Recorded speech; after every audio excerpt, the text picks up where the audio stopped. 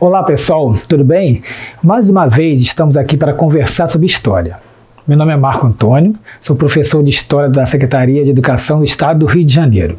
Nessa videoaula vamos discutir a polêmica questão: o Brasil foi descoberto ou achado pelos europeus? Vamos observar também como se deu o primeiro contato entre os portugueses e os indígenas na América e analisar as principais características étnico-culturais dos primeiros habitantes do Brasil. Iniciaremos nossa conversa com o tema do descobrimento do Brasil em 1500. Cabe aqui um breve questionamento sobre a ideia do descobrimento ou descobrimentos. Nesse ponto, podemos observar que descobrimento, entre aspas, nos remete a uma longa discussão a respeito. Os portugueses afirmam com veemência, com todas as suas forças, que eles descobriram novas terras chamadas pretensamente por eles de Novo Mundo.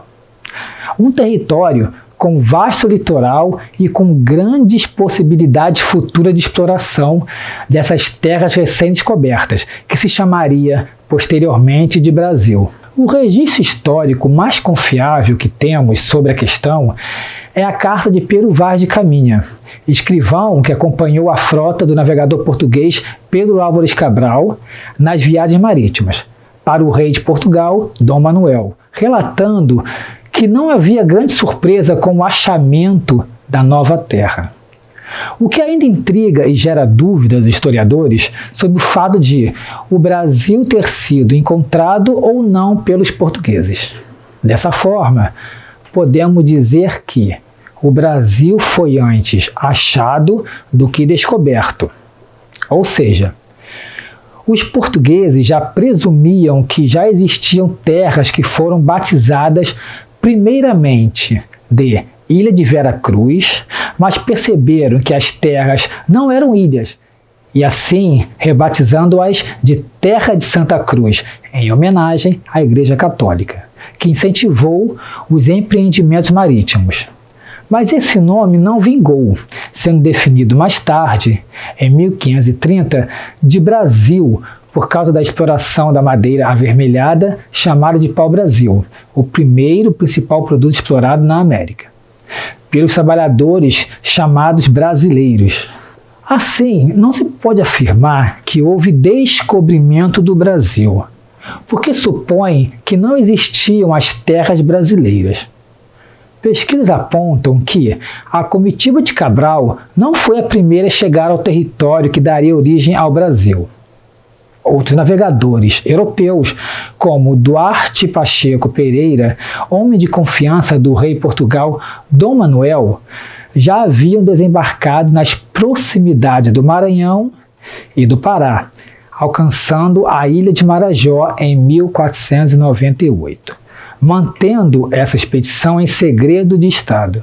Esse território achado era habitado por populações locais, os nativos das terras brasílias. Estes, os primeiros habitantes das Américas.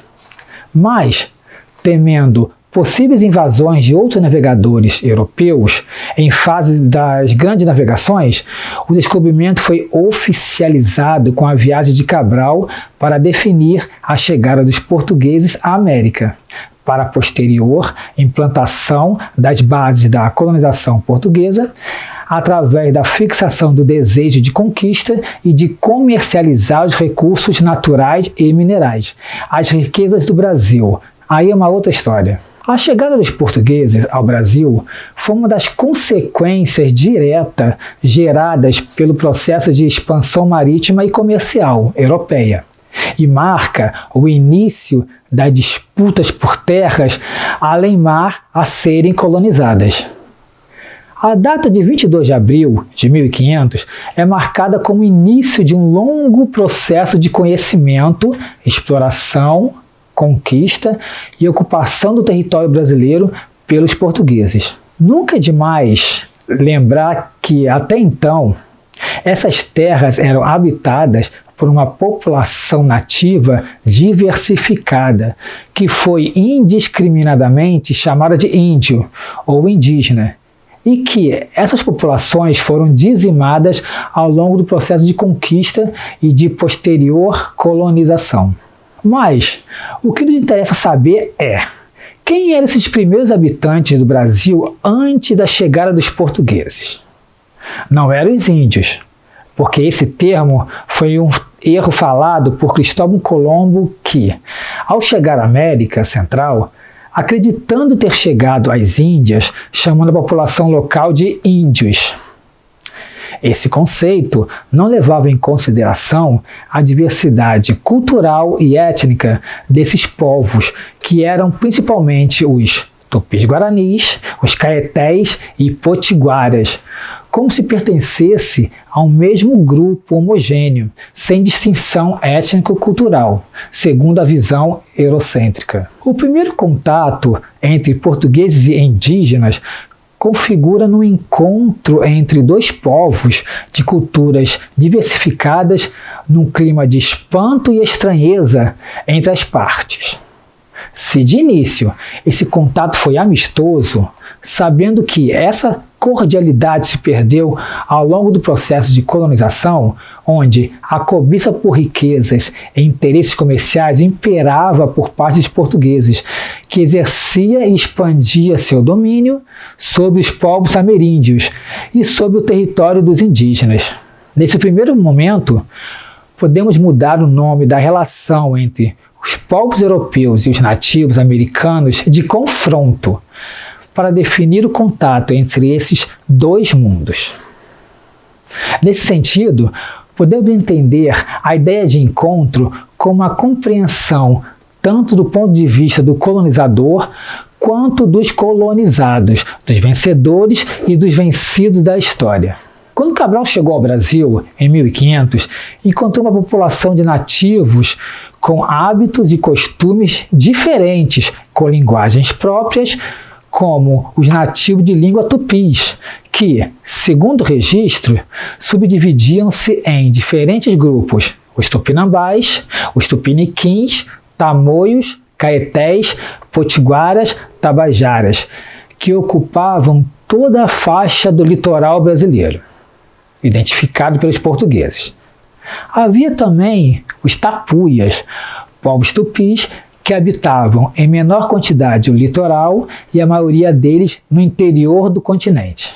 Segundo o registro da existência dos nativos, descrito na carta do escrivão Pero Vaz de Caminha, tinham como principais características a divisão social do trabalho, homens e mulheres com atribuições definidas que garantiam a sobrevivência. A caça e a pesca eram atividades essencialmente masculinas. As mulheres cuidavam da alimentação e do plantio da mandioca. A religião, com base nos rituais de antropofagia, a grosso modo chamado de canibalismo, devoravam seus inimigos de guerra. Viviam em aldeias e dormiam em malocas de palha, que poderiam abrigar até 100 famílias. Cada aldeia formava o que poderia dizer de uma sociedade nativa. Outro componente cultural específico da sociedade tupis era a guerra. Muitas tribos viviam guerreando entre si, que tinha importante papel na formação familiar e na afirmação da identidade de um grupo. Os homens podiam se casar quando tivessem feito um prisioneiro de guerra, que era executado e servido num banquete cerimonial. Vencer uma guerra dava moral, status e prestígio dentro de uma comunidade. Outra importante característica dos povos tupis era a crença numa terra sem males, no mito alimentado pelos xamãs, líderes religiosos, onde as pessoas não se envelheciam e a alimentação era farta. Nesse ponto, os portugueses diziam que os tupis não tinham fé, eram considerados pagãos, mas não perceberam que esse mito e os rituais canibalescos formavam a identidade religiosa desses povos. Pareciam que os portugueses, em geral, estavam pouco interessados em conhecer profundamente a cultura dos indígenas nos primeiros momentos de contato. A atenção estava voltada para a conquista dos mercados do Oriente e para as condições favoráveis de exploração das terras indígenas. O mito das terras sem males se transformaria em Terra dos Males em fase do processo de colonização europeia nas Américas, que dizimaram grande quantidade dos gentios, os nativos da nossa terra, em nome da cobiça e dos interesses comerciais dos homens brancos. Então, pessoal, nessa videoaula vimos que o termo descobrimento não cabia para explicar a chegada dos portugueses na América. O mais compreensível seria o uso da palavra achado para designar as terras do Brasil, e vimos também que o momento do contato entre os portugueses e indígenas povoou o imaginário de encantamento, estranheza, cobiça e mistérios. E observamos os principais aspectos culturais dos povos tupis, como os primeiros habitantes do Brasil, tendo a nossa história iniciado por eles. Espero que vocês fiquem bem e até a próxima aula. Um grande abraço.